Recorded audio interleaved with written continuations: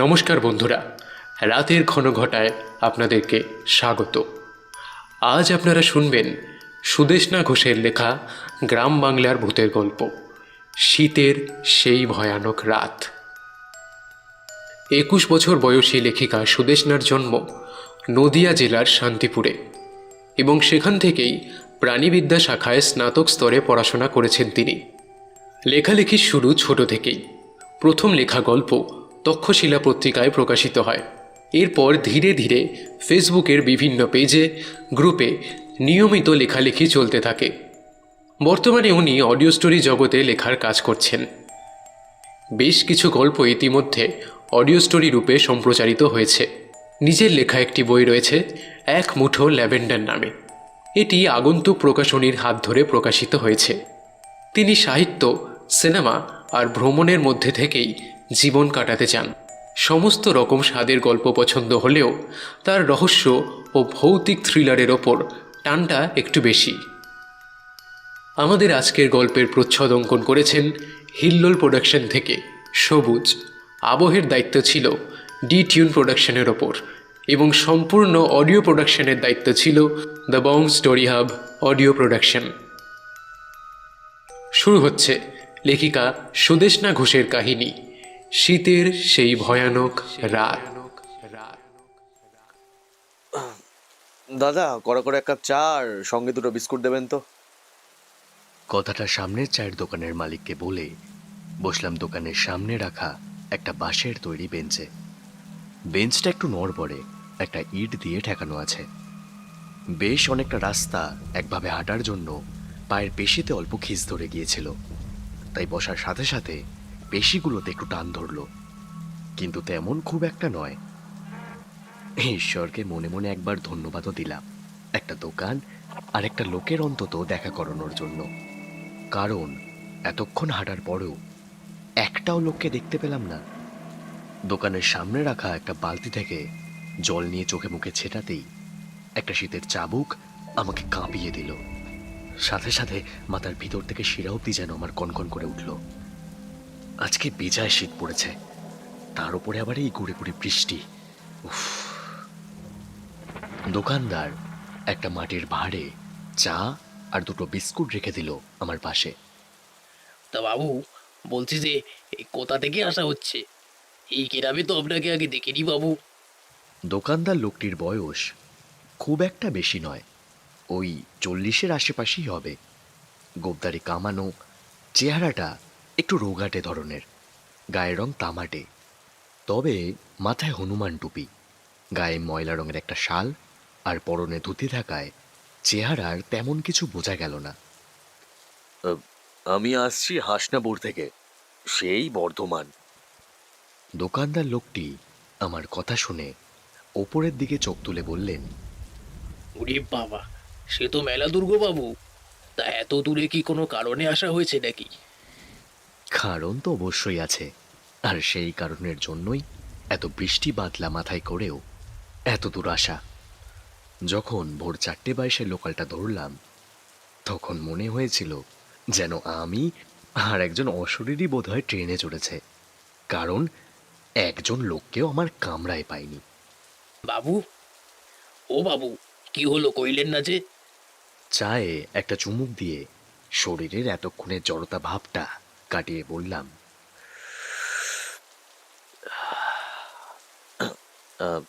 আগে আমি একজন লেখক। লেখক বলতে শখের লেখা তেমন নয়, আমার পেশাটাই লেখা। ওরে বাবা, তাইলে আপনি তো বড় মাপের মানুষ গো বাবু। পেন নাম হই, পেন নাম হই। আরে না না, আমরাও সাধারণ মানুষের মতোই আর কি। তা বাবু, আপনি বসে চা খান, আমি একটু ভিতর থেকে আসছি। সালটা মনে হয় ফুটলো, দেখে আসি গিয়ে। দোকানদার লোকটা গামছায় হাত মুছতে মুছতে ভেতরের দিকে চলে গেলেন। আমি গায়ের সোয়েটারটা আরো ভালো করে চাপিয়ে চায়ে চুমুক দিতে লাগলাম। আসলে পৈতৃক ব্যবসাটা আমিই দেখি যতটা পারি, তবে কলকাতা বই মেলায় আমার বেশ কতগুলো বই আসছে। তাছাড়া লোকাল পত্রপত্রিকা থেকে শুরু করে ম্যাগাজিনে পুজো বার্ষিকীতেও আমার লেখা বের হয়।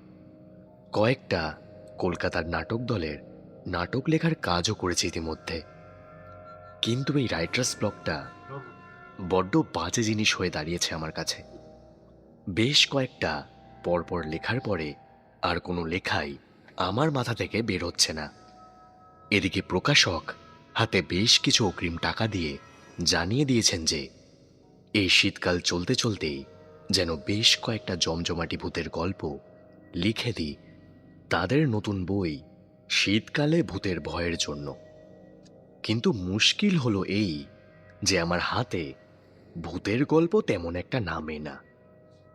তার ওপর যত দিন শেষ হয়ে আসছে ততই আমার কলম যেন আর এগোচ্ছে না। তাই এক সময় মাথার চুল ছিঁড়ে ফেললেও যখন একটাও ভূতের প্লট মাথায় এলো না, তখন অবশেষে এই গ্রামে আসতে বাধ্য হলাম। আর 10টা মাত্র দিন আছে হাতে, তার মধ্যে গল্পটা না ধরালে আর শেষ হবে না। ওদিকে বাকি সব তৈরি, শুধু লেখা জমা পড়লেই বই বেরিয়ে চলে আসবে। আসলে এই চাপাতলা গ্রামের শেষ ভাগে রয়েছে একটা কুয়ো। লোকে বলে এই কুয়োতে নাকি ভূত থাকে। শুধুমাত্র একটা প্লটের আশায় তাই এতদূর আসা আমার। এদিকে বাংলা জুড়ে শীতের দাপট দিনের পর দিন বেড়েই চলেছে। আজকে সকালে বাড়ির বাইরে পা রাখতে না রাখতেই শুরু হয়েছে বৃষ্টি। সব মিলিয়ে মিশিয়ে পরিবেশ এক্কেবারে ভৌতিক, কিন্তু তাতে কলমের কালি সেই মাঝপথে গিয়েই থেমে যাচ্ছে। আসলে একরকম পড়াশোনার খাতিরেই একটা প্রবন্ধে পড়েছিলাম, সেখান থেকেই জেনেছিলাম যে এই চাঁপাতলায় নাকি একটা কুয়ো আছে, আর সেখানেই ভূতের দেখা পাওয়া যায়। এবং গ্রামের মানুষ বিশেষ করে রাতে সেখানে খুব একটা যায় না, এমনকি দিনের বেলাতেও ওই জায়গাটা একটু এড়িয়েই চলে। অন্তত একটা গল্প যদি মাথায় আসে, সেই কারণেই এই গণ্ডগ্রামে আসা। কিন্তু কপালটাই পোড়া আমার, তা বাড়ি থেকে পা বাড়িয়ে বেশ বুঝতে পেরেছিলাম। পৌঁছানোর কথা বেলা 1টায়, আর সেই নামালো গিয়ে বেলা 2:30 নাগাদ। তারপর শেষমেশ অনেকক্ষণ অপেক্ষা করার পর একটা বাসের দেখা পেলাম। বাস থেকে নেমে মাইল 2 পথ হেঁটে কাদামাটির পথ ডিঙিয়ে অবশেষে পৌঁছলাম এই চায়ের দোকানের সামনে। উফ, চাটা শেষ করে শরীরে একটু বল পেলাম। মনে মনে গল্পের প্লট সাজানোর চেষ্টা করছি। চারপাশে শুকনো পাতাহীন গাছগুলো, ভেজা স্যাঁতস্যাঁতে একটা মেঘলা আবহাওয়া শীতের কামড়টাকে আরো শতগুণে বাড়িয়ে দিয়েছে। বিকেলবেলাকেও যেন সন্ধ্যার মতো লাগছে। একরকম চাপা দমবন্ধ নিস্তব্ধতা চারপাশ জুড়ে বিরাজমান। কিন্তু এত নিস্তব্ধতা কেন? চায়ের দোকানে কি একটাও লোক আসবে না? সমস্ত কথা ভাবতে ভাবতে হঠাৎ খেয়াল হলো চায়ের দোকানদার কখন যেন আমার সামনে এসে দাঁড়িয়েছেন। বললেন, বাবু, আকাশ তো দেখছি মেঘলা করে এলো, বৃষ্টির বেগও বাড়বে মনে হচ্ছে। তাই বৃষ্টি মাথায় করে আপনি কোথায় যাবেন বাবু? এর চেয়ে আপনি আসুন না, ঘরের ভেতরটা আসুন, একটু বসবেন। দোকানদার কথাটা মন্দ বলেননি, কারণ বৃষ্টির ছাট ততক্ষণে আমার জামা ভিজিয়ে দিচ্ছিল প্রায়। করাত করাত করে একবার বিদ্যুৎ চমকে উঠল, আর সাথে শুরু হলো মুষলধারে বৃষ্টি। ভেতরে মাটির ঘর, মাথায় টালি বসানো, সামনে লাগোয়া দোকান। ঘরের ভেতর দেখে বোঝাই যাচ্ছে যে অবস্থা বেশ শোচনীয়। একটা তক্তাপোষের ওপর বসলাম, একটা টিমটিমে লণ্ঠন ঝুলছে, আর থেকে থেকে প্রচণ্ড ঠান্ডা বাতাসে কেঁপে উঠছে লণ্ঠনের শিখাটা। তা বাবু, এই চাপাতলায় কেন আইলেন কইলেন না তো? আসলে গল্প লেখার প্লট খুঁজতে এখানে আসা। এইসব গ্রামের দিকে শুনেছি এমন অনেক জিনিস রয়েছে যাকে ভৌতিক জিনিসের আখড়া বলা যায়। ও বাবু, আপনার নামটাই তো জানা হলো না। আমি ব্রাহ্মণের ছেলে মশাই, নাম তারকনাথ মুখার্জি। তাইলে বাবু, এই তো বলা যেতে পারে যে নিচু জাতের ঘরে বামুন ঠাকুরের পায়ের ধুলো পড়ছে। আমি নিমাই চাঁদ হালদার। তবে আমি কিন্তু আপনার একটা সমস্যার সমাধান করতে পারি। একটা উপায় আছে। লণ্ঠনের কাঁপা কাঁপা শিখায় নিমাই চাঁদের মুখটা কেমন যেন অদ্ভুত লাগছে। চোখের ভেতরটাও কেমন যেন ফ্যাকাশে। একটা অস্বাস্থ্যকর পরিবেশে কিভাবে যে উনি একাই থাকেন সেটাই আমার মাথায় এলো না। ঘরের ভিতরে একমাত্র নিমাই চাঁদের জামা কাপড় ছাড়া আর তেমন কিছুই নেই যাতে তাকে সংসারী বলে বোঝা যাবে। ওই ঘরে অমন অস্বাস্থ্যকর পরিবেশে আমার একদমই ভালো লাগছিল না, কিন্তু নিরুপায় হয়ে এই বৃষ্টি মাথায় ওটাই ছিল আমার কাছে সবচেয়ে নিরাপদ জায়গা। শীতের রাতে আর একটু চা খান বাবু, শরীরটা আরাম হবে। 2 কাপ চা আর মুড়ি মাখা এনে নিমাই চাঁদ রাখলেন আমার সামনে। পেটে খিদেও ছিল চরম, তাই খিদের পেটে সেটাই আমার কাছে অমৃত। চায়ে চুমুক দিতেই শীতের আড়ষ্টতা সামান্য কাটল। আচ্ছা নিমাইবাবু, তখন কি যেন একটা সমাধানের ব্যাপারে কথা বলছিলেন আপনি? আগে কর্তা, আমার কাছে একখান ভূতের গল্প আছে। আপনি যদি চান তো শোনাতে পারি। দেখেন আপনার যদি কোনো কাজে আসে। কথাটা শুনে আমার মনে হলো আমি যেন হাতে আকাশের চাঁদ পেয়েছি। আসলে গ্রামে গঞ্জে থাকা মানুষের এরকম অনেক ছোটখাটো ভৌতিক অভিজ্ঞতা থাকে।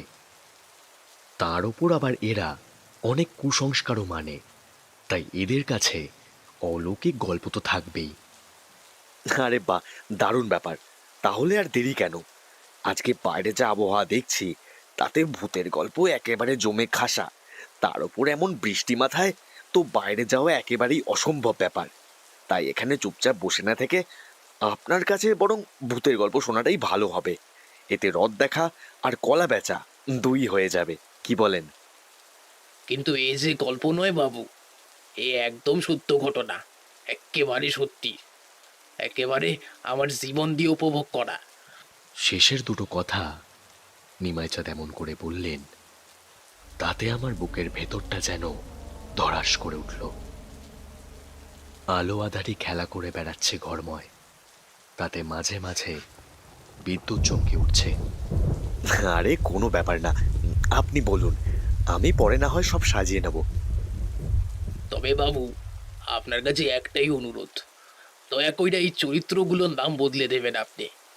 কারণ এই চরিত্রগুলো তো প্রত্যেকেই জীবন্ত। ওরা যদি না খুশি হয় নিজেদের নাম নিতে, তখন তো। কথাটা অতটুকু বলেই থেমে গেলেন নিমাই চাঁদ। আচ্ছা ঠিক আছে, আমি আপনাকে কথা দিচ্ছি, আমি প্রত্যেকটা চরিত্রের নাম বদলে দেব। কিন্তু আপনি এবার গল্পটা বলুন। আশেপাশে কোথাও খুব জোরে একটা বাজ পড়ল, আর সঙ্গে সঙ্গে বৃষ্টির বেগ বেড়ে গেল আরো কয়েক গুণ, এবং নিমাই চাঁদ তার গল্প বলতে শুরু করলেন। অনেককাল আগের ঘটনা বাবু। চাপাতলা গ্রামে তখন জমিদার শাসন চলছে। জমিদারের নাম কিঙ্কর নাথ দাশগুপ্ত। উনি খুব ভালো মানুষ ছিলেন বাবু। তার শাসনকালে প্রজাদের খুব একটা দুর্দশার মুখে পড়তে হয়নি। কর ব্যবস্থা, খাজনা আদায়, এসবের ক্ষেত্রে অনেকটাই বেশি দয়ালু ছিলেন তিনি। অন্যান্য জমিদারের থেকে তো অনেকটাই বেশি। তবে কিছু কিছু ক্ষেত্রে জমিদারের রাগের বহিঃপ্রকাশ ঘটলে তার আকার ধারণ করত মারাত্মক। আসলে কথাই আছে না, মানুষ যত বেশি শান্ত হয় তার রাগ তত বেশি প্রকট। জমিদার কিঙ্কর নাথ দাশগুপ্তের ক্ষেত্রে ঠিক এই কথাটা প্রযোজ্য। গ্রামের একদম মধ্যখানে বিশাল জমিদার বাড়িতে থাকতেন তিনি, তার স্ত্রী এবং একমাত্র কন্যা হেমনলিনী, আর 2 পুত্র সিদ্ধার্থ আর সহদ্রার্থ। জমিদার বাড়িতে তখন গ্রামের অনেক মহিলা পুরুষ কাজ করতেন, আমিও কাজ করতাম। আসলে বাবু কি বলেন তো, বাপটা মাছ ধরতে যেত। একদিন নৌকা নিয়ে যেতে গিয়ে কোনো একটা ঝড়ের মুখে পড়ল। তারপর নৌকা সহ আরও বাকি 4 জন নিখোঁজ। বাপটার মুখে আগুনটাও দিতে পারিনি আমি। তখন আমার বয়স ওই 20-র কাছাকাছি হবে।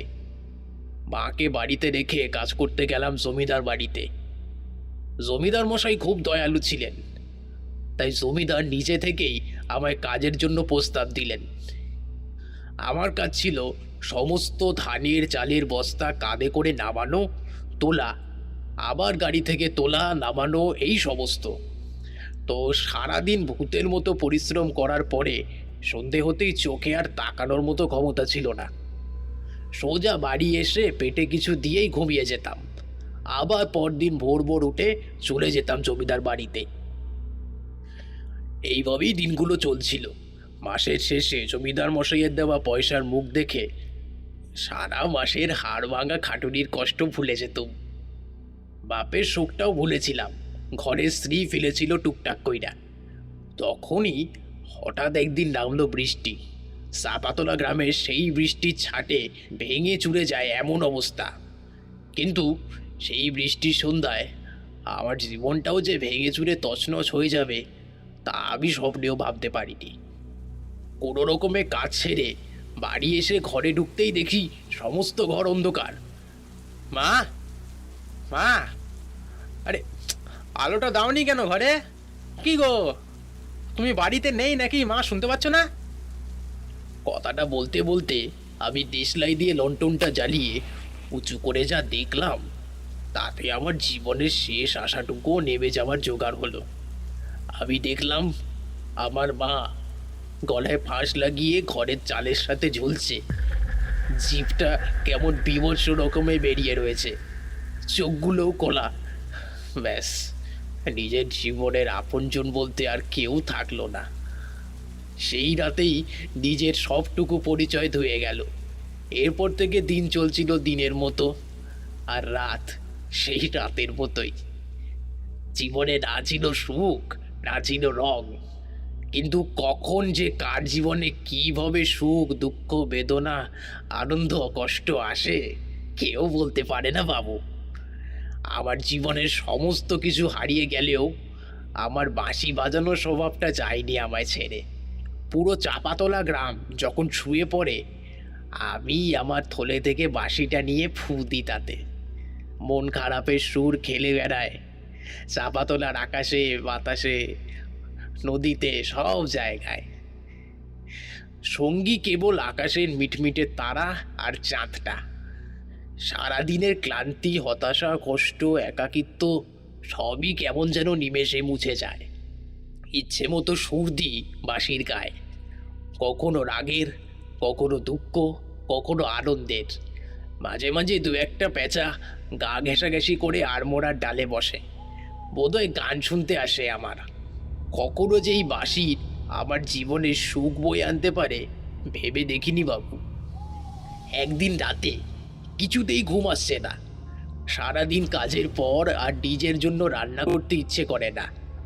জমিদার বাড়ি থেকেই মাঝে মাঝে খাওয়া দাওয়া করে আসতাম, আর না হলে বাড়িতে দুটো চাল ডাল ফুটিয়ে নিতাম।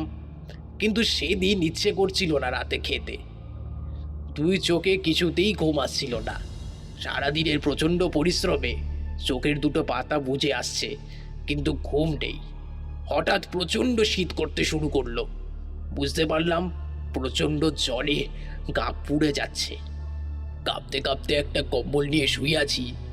হঠাৎ দেখি একটা মেয়ে আমার দরজার গোড়ায় দাঁড়িয়ে। চোখে তখন ঘোর লাগা দৃষ্টি আমার। নিজের চোখে যা দেখেছি তা যে কতটা সত্যি সেটা নিজেও জানি না। তাও জ্বরের ঘোরে বেশ কয়েকবার সামনে তাকিয়ে চোখ কচলে নিয়ে দেখলাম সত্যি একটা নারী মূর্তি দাঁড়িয়ে রয়েছে।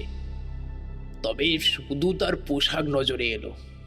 তখন অবধি সে যে আদতে কে তা দেখতে পাইনি। তবে মনের মধ্যে কৌতূহল হচ্ছিল অদম্য, এত রাতে কে আসবে আমার বাড়ি?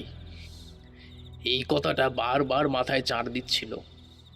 খুব কষ্ট করে তাকিয়ে বললাম, কে কে কে কে কে দাঁড়িয়ে ওখানে? কোনো উত্তর এলো না। তবে সেই কোল ঘাগড়া পরা মেয়েটির পায়ের নুপুরের শব্দে বুঝলাম সে এদিকে আসছে।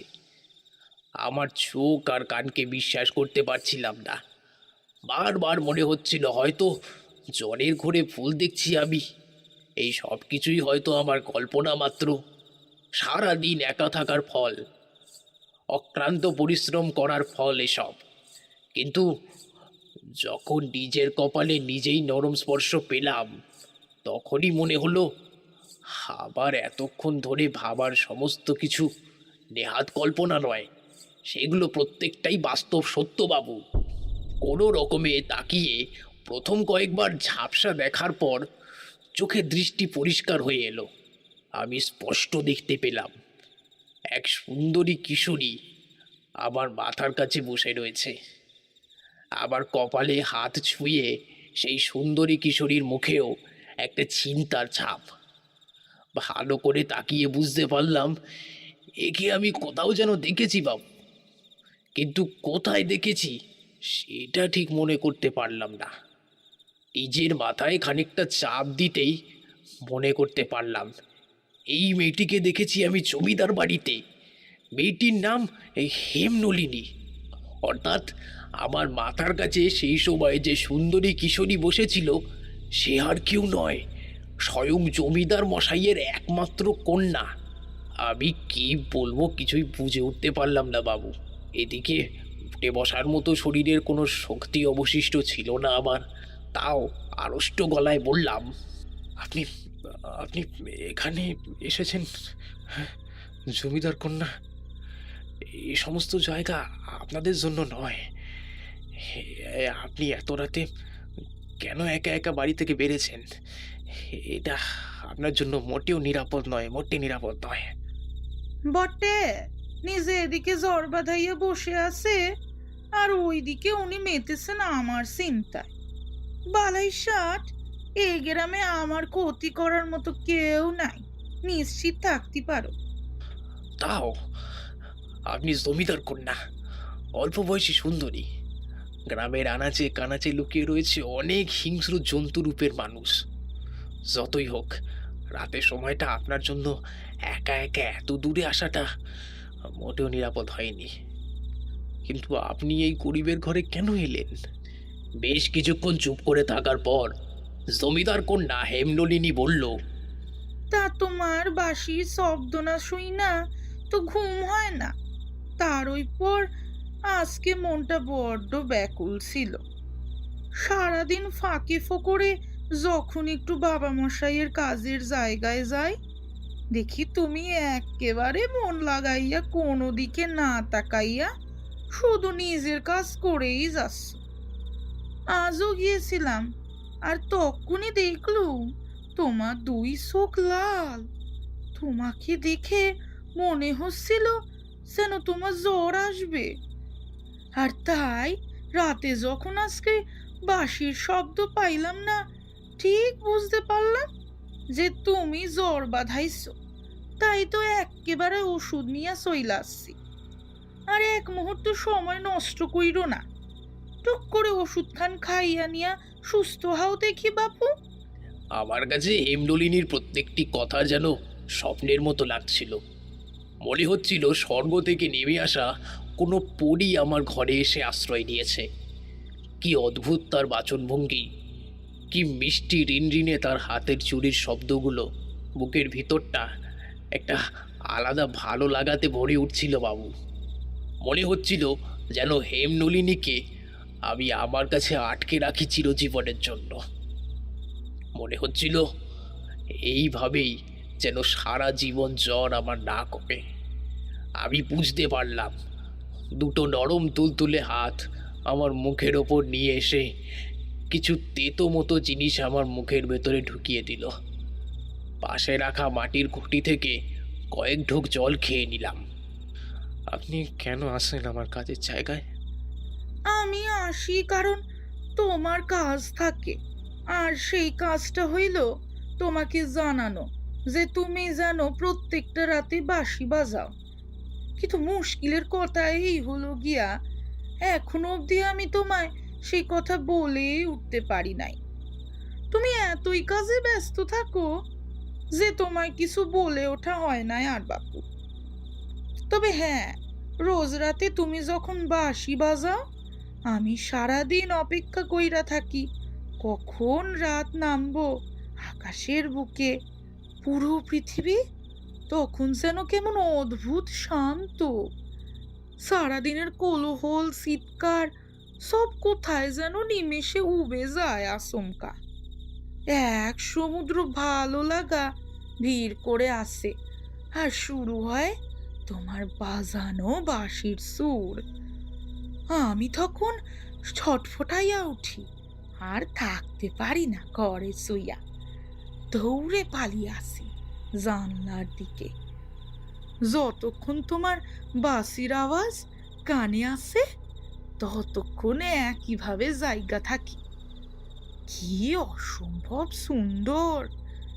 কখনো প্রেমের, কখনো দুঃখের, কখনো বিরহের, কখনো যুদ্ধের সাইরেনের মতো তোমার বাঁশির সুর বাজে। হেমনলিনীর কথাগুলো আমি চোখ বুজে শুনছিলাম। মনে হচ্ছিল আমি কোনো স্বর্গে ভেসে আছি। কত রাত পর্যন্ত হেমনলিনী আমার সাথে কথা বলেছিল আমার জানা নেই। একটা সময় আমি চোখ খুলে দেখলাম আমার জ্বর অনেকটাই কমে গেছে, গায়ে ঘাম দিয়ে জ্বর ছেড়েছে, মাথার ভিতর হয়ে চলা সেই দম বন্ধ করা ভাবটা কেটেছে অনেকটাই, চোখের পাতার সেই চাপও কমেছে। ধীরে ধীরে উঠে বসলাম নিজের পুরনো তক্তপোষে। দেখলাম ঘরের মেঝেতে বসে আছে হেমনলিনী, একটা সাদা ঘাগরার ওপরে গভীর গোলাপি রঙের জামা, কপালের মাঝে কালো টিপ, আর তার দুপাশে ধনুকের মতো ভুরু। মুখটা গ্রামের দুর্গাপুজোর পরে হওয়া লক্ষ্মী পুজোর ঠাকুর প্রতিমার চেয়ে কোনো অংশে কম নয়। সেই লক্ষ্মীর প্রতিমার এক গাল হাসি হেসে আমার দিকে সে জিজ্ঞাসা করলো, যাক, তাহলে জ্বরটা সারলো। বেশ, এবার আমারে যেতে হইব। ভোর তো প্রায় হতেই চলল, আর বেশিক্ষণ আমার এখানে অপেক্ষা কইরা যাবে না। শোনো, আজকে সারাদিন বাড়ি থেকে কোথাও বেরোবে না, আর কাজে যাওয়ারও কোনো দরকার নাই। আর এই রইল ওষুধ, আজকে এই ওষুধগুলা খাইয়া লিবে। আমি এখন আসি, সাবধানে থাইক্য যেন। আবার মন চাইল তাকে দু হাত দিয়ে আটকে রাখার, কিন্তু ততক্ষণে মনে পড়ল যে আমি তার সে একেবারেই সমকক্ষ নই। আকাশের চাঁদ ছোঁয়ার মতো ইচ্ছে পোষণ করাও পাপ। কেবল বললাম, আপনাকে অনেক ধন্যবাদ দেবী। প্রথমবারের মতো আপনি আমার বাড়িতে পায়ের ধুলো দিলেন, অথচ দেখুন কোনোভাবেই আপনাকে যত্ন করতে পারলাম না। আপনি কিন্তু কিছু মনে করবেন না। সত্যি, আপনি কাল রাতে না এলে হয়তো জ্বরের ঘরেই যে আমার কী হতো কে জানে। অনেক অনেক ধন্যবাদ আপনাকে। ভগবান আপনার মঙ্গল করুক। দুপুরের ছমছম শব্দ বাড়ির চৌকাঠ অব্দি পেরিয়ে যাওয়ার পরও হেমনলিনী আবার ঘুরে তাকালো আমার দিকে। বারে, এত করে ধন্যবাদ দিতে হবে ক্লাই? যদি পারো তো আজকে রাতে আবার বাঁশির সুর ধরো, প্রেমের সুর, কেবল কিন্তু প্রেমের। আমিও অপেক্ষা করব। এই বলে আর দেরি না করে ছমছম শব্দে দুপুরের ছন্দ তুলে সে চলে গেল গ্রামের মেটো পথ পেরিয়ে কোথায় যেন। আমার কাছে সব কিছুই স্বপ্নের মতো হলো। আমার জীবনে ছোট থেকে কোনো ভালো জিনিস ঘটেনি কি না, কিন্তু সেদিন রাতে মনে হলো যেন জীবনে এতগুলো দিনের কিছু না পাওয়ার আক্ষেপ বুঝি সেই রাতে পূরণ হলো খানিকটা। ঘরের চারপাশে তাকিয়ে দেখি একটা শাল পাতার মোড়কে ওষুধ রাখা, আর তার পাশে রাখা আছে একটা গলার হার। দূর থেকে দেখে বোঝা না গেলেও হাতে তুলে দেখলাম সেই হারটা সোনার। বুকের ভিতরটা ধরাস করে উঠল বাবু। জমিদার মশাইয়ের মেয়ের হার আমার কাছে, এই খবর যদি চাপা তোলার মানুষের কানে যায় তাহলে হয়তো শেষ হয়ে যাব আমি। তড়িঘড়ি করে সেই হারটা লুকিয়ে রাখলাম আলমারিতে, একদম ভেতর দিকে। এরপর থেকেই শুরু হলো আমার জীবনের অন্য মাত্রা। জীবনটা একটা রাতেই যেন সম্পূর্ণ ঘুরে গেল, ঠিক যেমনভাবে ঘুরে গিয়েছিল আমার মায়ের মৃত্যুর পর জীবনটা। সেদিন থেকে একটা দিনও বাদ দিইনি বাঁশি বাজাতে। একটা আলাদাই ভালো লাগা খেলা করতো বাঁশি বাজাতে। সমস্ত চাপাতলা যখন ঘুমের গভীরে নিমগ্ন থাকতো তখন এই চরাচর জুড়ে শুধুমাত্র দুটো প্রাণী, আমি আর হেমনলিনী জেগে থাকতাম। সুরের শব্দে চারপাশটা ভরে উঠত। কাজে লেগে মনটা ছটফট করতো। কখন হেমনলিনী আসবে এক ঝলক দেখা করতে। ক্রমাগত কাজের মধ্যে ভুল করতে থাকতাম আমি। হেমনলিনীকে ভালোবেসে নাম দিয়েছিলাম হেমো। হেমো রোজ সমস্ত কাজ ফেলে জমিদার বাড়ির সমস্ত পাহারা টপকে আসতো দেখা দিতে। মুচকি হাসি হাসতো, কখনো বাক্যালাপ করত।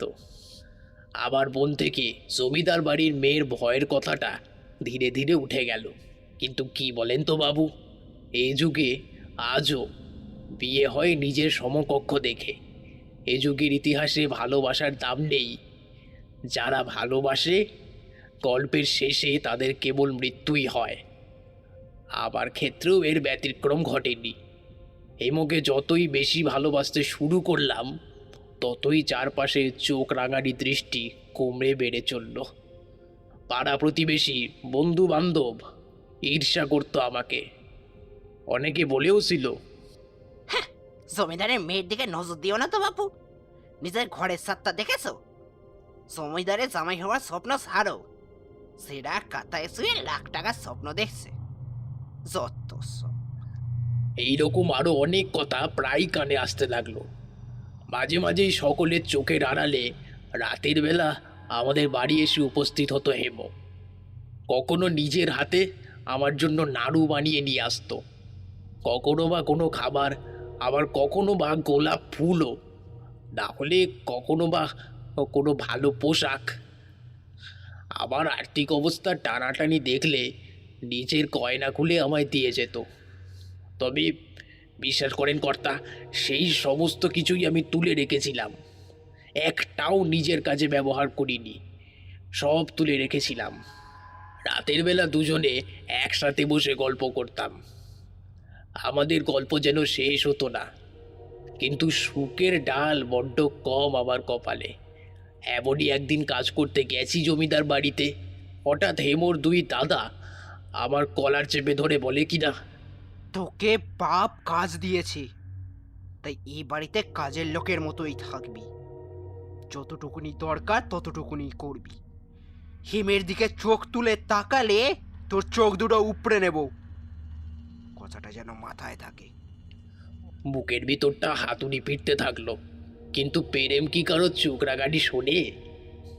সেদিন রাতেও হেমো এলো আমার বাড়িতে, হাতে একটা গোলাপ ফুল আঁকা রুমাল, ও নিজের হাতে বানানো। তবে অন্য দিনের মতো মুখে সেই হাসির রেশটুকু আর নেই। চোখ দুটো কেঁদে কেঁদে যেন ফুলে গেছে। এসেই আমায় নিজের দুই হাতে জড়িয়ে ধরে বলল, আমি জানি দাদারা তোমাকে খুব শাসাইছে আজকে। শোনো, আমি তোমাকে একটা কথা কয়ে দিছি, আমরা এই চাপাতলা গ্রাম ছেড়ে অনেক দূর পালাইয়া যাব, যেখানে আমাদের কেউ খুঁজা পাবে না।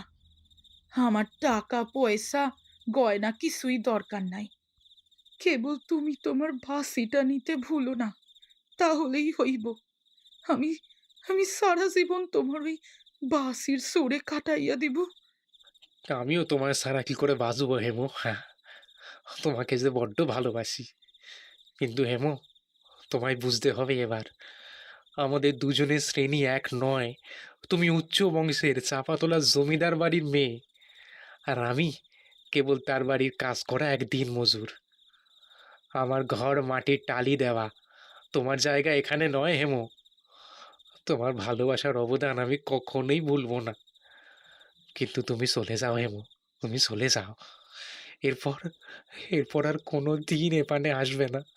না, না, না, না, আমি আমি সত্যি থাকতে পারবো নি তোমাকে ছাড়া, পারবো নি, আমি পারবো নি। কিন্তু হেমো, তুমি তোমার দাদাদের খুব ভালো করেই চেনো। মানুষ খুন করতেও তারা দুবার ভাবে না। আমি চাই সারা জীবন তুমি খুশি থাকো হেমো।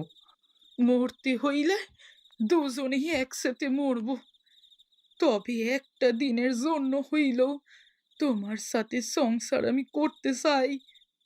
তুমি দয়া কইরা আমায় ফিরাইয়া দিও না লক্ষ্মীটি। আমি আমার জীবনের সবটুকু ভালোবাসা তোমায় অর্পণ করে দিতে চাই। এরপর আমরা ঠিক করলাম পরের দিন রাতের অন্ধকারে হেমো লুকিয়ে আমার কাছে আসবে, আর তারপর আমরা রাতের অন্ধকারেই এই গ্রাম ছেড়ে পালিয়ে যাব। আমিও সেইভাবে প্রস্তুতি নিলাম। রাত বাড়তে থাকলো। আমি অপেক্ষা করে বসে রইলাম হেমোর। অনেক রাতে হেমো এলো, কিন্তু ওর চোখ, মুখ, হাত পা সব কাটা, ঝরঝর করে রক্ত পড়ছে গাল দিয়ে, ঠোঁট দিয়ে। ছুটতে ছুটতে সে আসছে, তবে একজন নয়, পিছনে অনেকজন। আমি পাথরের মতো শক্ত হয়ে দাঁড়িয়ে রইলাম। কি করব কিছুই বুঝে উঠতে পারছি না। হেমোর ছুটতে ছুটতে এসে আমায় জড়িয়ে ধরে হাঁপাতে হাঁপাতে বলল, বড় ভুল হইয়া গেছে, বড় ভুল গো। দাদারা দাদারা আর বাবা মশাই সব সব জেনে গেছে। ওরা আমার পিছু নিয়েছে। কি কি কি হবে এবার? এই না, এই নাও সিঁদুর। ওরা আসার আগেই পড়াইয়া দাও আমারে। একবার একবার আমাদের বিয়া হইয়া গেলে হয়তো কিছু আর করবে না। দেরি করো না আর, পড়াইয়া দাও। তাড়াতাড়ি করো, তাড়াতাড়ি। আমার হাত পা তখন কাঁপছে। কি করব কিছু বুঝে উঠতে পারছি না। গলা কাঠ হয়ে শুকিয়ে যাচ্ছে। দূর থেকে মশালের আলোগুলো নিয়ে কারা যেন দৌড়াতে দৌড়াতে এই পানেই আসছে, আমি স্পষ্ট দেখতে পেলাম। আমি নিজেও জানি না নিজের জীবনের ভবিষ্যতে কি হবে। হয়তো আর এক মুহূর্ত পরে তাদের হাতে ধরা পড়লেই যে কি পরিমাণটা আমার হবে সেটা বুঝতে পারছি না। কিন্তু তবুও হেমনলিনীর মুখটা যেন অন্ধকারের মধ্যে লণ্ঠনের আলোয় কেমন অপূর্ব মায়াময় লাগছিল। ওর দুই চোখের কোণায় জলের ধারাটা দেখে নিজেকে আর সামনে রাখতে পারলাম না। যে মেয়ে শুধুমাত্র ভালোবাসার জন্য সব কিছু ছাড়তে পারে, তার জন্য জীবনে এইটুকু ঝুঁকি নেওয়াটা কোনো বড় কাজ হবে না। সিঁদুরের কৌটো থেকে সিঁদুর নিয়ে পরিয়ে দিলাম হেমনলিনীর সিঁথিতে। মুহূর্তের মধ্যে মুখটা যেন কেমন করে বদলে গেল তার। কিন্তু বেশিক্ষণ সেই রূপ দেখার মতো সৌভাগ্য আমার কপালে ছিল না। প্রচণ্ড জোরে মাথার পিছনে একটা লাঠির বাড়ি খেলাম। চারপাশে রক্ত ছড়িয়ে ছিটিয়ে গিয়ে পড়ে গেলাম বাড়ির মেঝেতে। দেখলাম হেমোকে নিয়ে ওরা টানা হিচড়া করছে। ওর দাদারা ধরে জোর করে মুছে দিতে চাইছে শীতের সিঁদুর।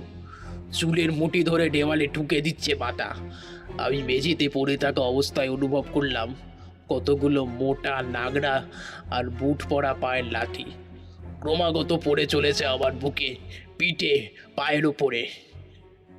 কিন্তু আবার তখন সেই দিকে কোনো ভ্রুক্ষেপ নেই। আমার সদ্য বিবাহিত স্ত্রী এমোকে যেইভাবেই হোক বাঁচাতে হবে এই পাষণ্ডদের হাত থেকে। প্রচণ্ড কষ্ট করে উঠে গিয়ে এমোকে ধরতে গেলাম, কিন্তু পারলাম না। আরও জোরে একটা আঘাত এসে পড়ল আমার ডান গালে। তার সাথে কে যেন হেমোকে ধরে দেওয়ালের দিকে ছুঁড়ে ফেলে দিল। ছি, তোকে নিজের বোন বলে ডাকতেও লজ্জা লাগছে। তুই যা করেছিস তারপর আর তোকে বাঁচিয়ে রাখারও কোনো মানে হয় না। এরকম কাণ্ড করার আগে তুই একবারও ভাবলি না? দাদা, তুমি আমারে বাইরে ফেলো, কিন্তু ওর গায়ে এক ফোঁটাও হাত দিও না গো। ওর কোনো দোষ নাই। হ্যাঁ, আমি ওকে ভালোবেসেছিলাম বলে ওর কাছে ছুটে আসছিলাম। ও বহুবার বারণ করছিল আমার এখানে আসার জন্য, কিন্তু আমি ওর বাঁশির সুর স্যার একটা দিনও বাঁচতে পারুম না বাঁচতে। আর বোঝো, কিন্তু কথাটা আর শেষ করতে পারলো না হেমো। তার আগেই একটা মোটা লাঠির বাড়ি এসে পড়ল ওর মাথার উপরে। সঙ্গে সঙ্গে চারপাশে ছড়িয়ে ছিটিয়ে গেল রক্তের স্রোত। হেমো, হেমো, কি হলো হেমো? কিন্তু আমি আর বেশি কথা বলতে পারলাম না, কারণ তখন আবার একটা জোরে আঘাত নেমে এলো আমার উপরে। মুহূর্তের মধ্যে চোখের সামনে সবকিছু অন্ধকার দেখলাম। তার সাথে সাথে মাটিতে লুটিয়ে পড়লাম। তারপর থেকে বাবু সেই রোজ রাতে আসে আমার কাছে। আজও আসবে হেবো। ওর আসার সময় হয়ে গেছে জানেন তো বাবু। এখানে এসে আমাকে আগের মতোই মাথায় হাত বুলিয়ে দেয়, বারবার বাঁশির সুর শুনতে চায়, নিজের ইচ্ছে মতো সাজিয়ে দেয় রোজ। কথাটা শুনে আমার বুকের রক্ত হিম হয়ে গেল। হেমনলিনী এখানে আসে মানে? লোকটার মাথা খারাপ হয়ে গেল নাকি? নাকি শুধুমাত্র ভূতের গল্প বলে আমাকে ভয় দেখানোর জন্য এমন কথা বলছে? নিমাই বাবু, আপনি আপনি এইসব কি বলছেন? হ্যাঁ, হেমনলিনী হেমনলিনী আসেন মানে? তিনি তো তিনি তো বহুদিন আগেই। হ্যাঁ বাবু, ঠিকই। সে আজ থেকে 20 বছর আগেই এই পৃথিবীর মায়া ত্যাগ করে চলে গেছে। তবে অপূর্ণ ইচ্ছা অত সহজে পৃথিবীর মায়া ছাড়তে পারে না বাবু।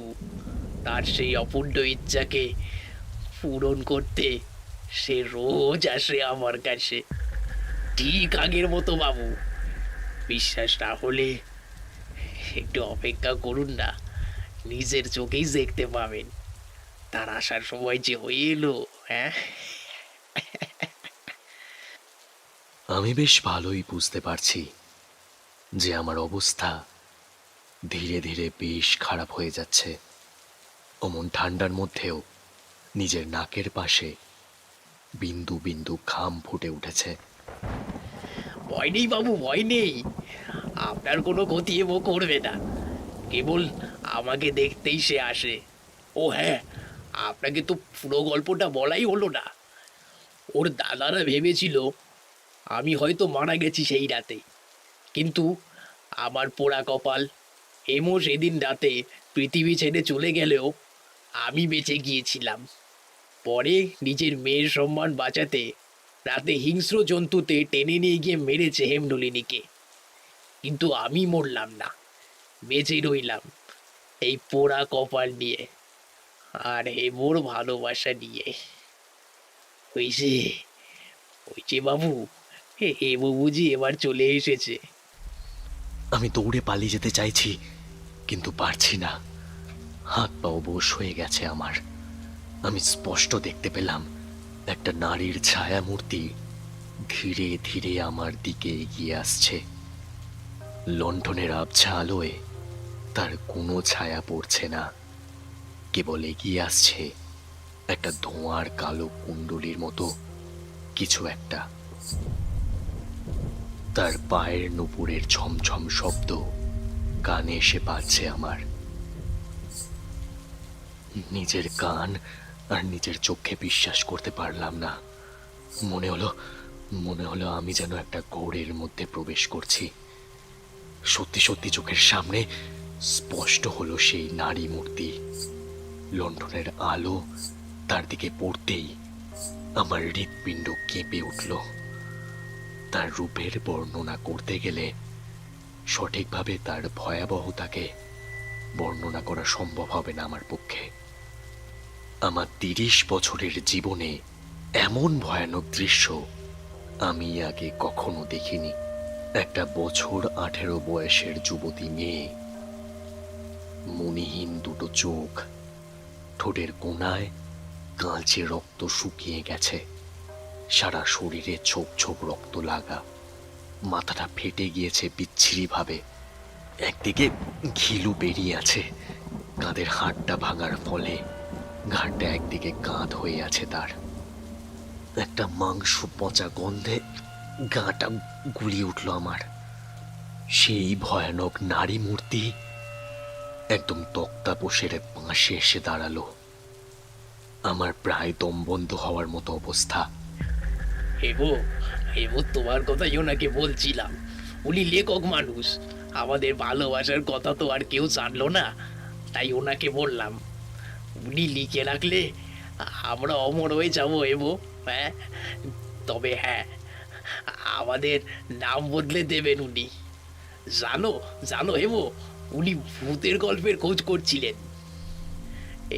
এত দূরে এই চাপাতলায় এসেছেন ভূতের গল্পর খোঁজ নিতে।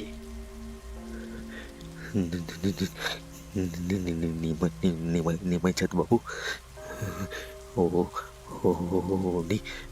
ও উনি উনি কি সত্যি, মানে সত্যি বাবু, সত্যি।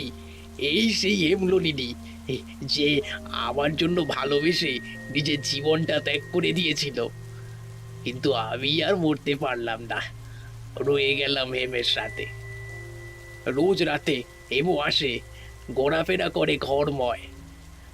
আপনি বসেন বাবু, এখনো বৃষ্টি থামেনি। আজকে রাতে বোধহয় আর থামবে না বৃষ্টি। রাতটা কাটিয়ে যান এখানেই। আমি উঠে পালিয়ে যেতে চাইলাম, কিন্তু না, আমার অতটুকু শক্তিও আর শরীরে অবশিষ্ট নেই। অন্ধকারের মৃদু হলদেটে আলোয় দেখলাম দেখলাম নিমাই চাঁদ একটা বাঁশি বার করলো, আর তাতে ফুঁ দিতেই সমস্ত ঘর জুড়ে একটা প্রকাণ্ড তোলপাড় শুরু হলো। বাঁশির সুরটা না প্রেমের না বিরহের, আওয়াজটা আওয়াজটা কেমন যেন আদো ভৌতিক শোনাচ্ছে। অমন শীতের রাতে অমন পরিবেশে যা শুনলে যে কারোরই নিজেকে স্থির রাখা একেবারে অসম্ভব। আমি যতটা পারলাম নিজেকে স্থির রাখার চেষ্টা করলাম, কিন্তু আমার মস্তিষ্ক আর নিতে পারছিল না। মাথাটা ছিঁড়ে যাচ্ছে ক্রমশ যন্ত্রণায়, আর তার সাথে সেই নারী মূর্তি 4 হাত পায়ে ভর দিয়ে একেবারে মাকড়সার মতো সারা ঘরময় হেঁটে চলেছে। চুলগুলো তার মুখের ওপর এসে পড়েছে, গলা দিয়ে একটা চাপা গোগানের মতো শব্দ পুরো নিস্তব্ধতাকে ভেঙে চুড়ে খান খান করে দিচ্ছে। এমন সময় হঠাৎ চোখের নিমেষেই ঘরের ছাদে উঠে গেল সেই মূর্তি। 4 হাত পায়ে ভর দিয়ে ঘাড়টাকে ঘুরিয়ে সে চলছে। রাত বাড়ার সাথে সাথে সেই ভৌতিক বাঁশির সুর যেন বেড়েই চলেছে অবিরত। হঠাৎ অনুভব করলাম আমার ঘাড়ের কাছে যেন একটা ঠান্ডা বাতাস পড়ছে, সাথে গো গো একটা শব্দ ঠিক কানের কাছে এসে ধাক্কা দিচ্ছে। ঘাড় ঘুরিয়ে দেখতে যাব সেই সাহসও নেই আমার, কিন্তু মন না চাইলেও চোখ সেই দিকে ঘুরবেই। ভয়ে ভয়ে তাকিয়ে দেখলাম মাত্র ঠিক 1 হাত দূরে দাঁড়িয়ে রয়েছে সেই ভয়ানক নারী মূর্তি। একটা আতঙ্কের শব্দ গলা দিয়ে বেরিয়ে এলো অস্ফুটে। সেই নারী মূর্তি, সেই বহুদিনের পুরনো হেমনলিনী। লেখক বাবু, নাম বদলানোর দরকার নাই, আপনি নাম দিয়াই লিখুন। হ্যাঁ, আমাদের আসল নাম দিয়াই লিখুন। জানুক সকলে আমাদের গল্প সবাই পড়ুক। ভালোবাসা মরে না লেখক বাবু, ভালোবাসা মরে না। ভালোবাসা মরার পরেও থেইকা যায় বাবু, থেইকা যায়। এবো, এবো, আজ তো তোমার সময় শেষ। কালকে এসো আবার, কেমন? হ্যাঁ, কালকে এসো, আবার অপেক্ষা করবো আমি। হ্যাঁ, কালকে এসো। প্রচন্ড জোরে একটা আর্তনাদ ছিটকে এলো ঘর জুড়ে, আর আমার জ্ঞান হারানোর আগে দেখতে পেলাম একটা কালো ধোয়ার কুণ্ডলি পা খেয়ে খেয়ে কোথায় উবে গেল, আর সাথে সাথেই আমার আমার চোখ বন্ধ হয়ে এলো।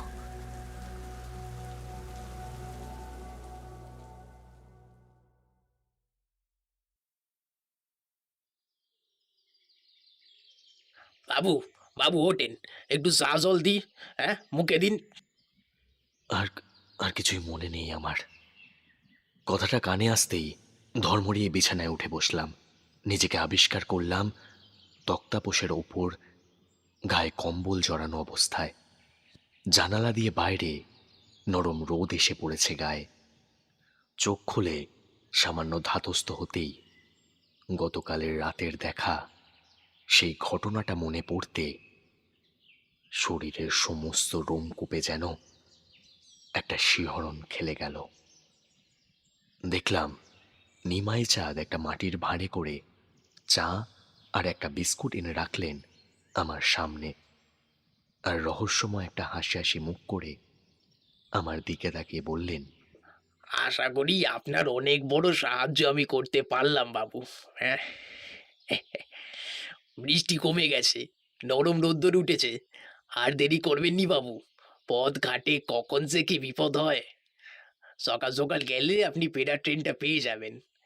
গল্পটা লেখা হয়ে গেলে একদিন পড়ে শোনাবেন বাবু। আমি আর এমও অপেক্ষায় থাকলাম।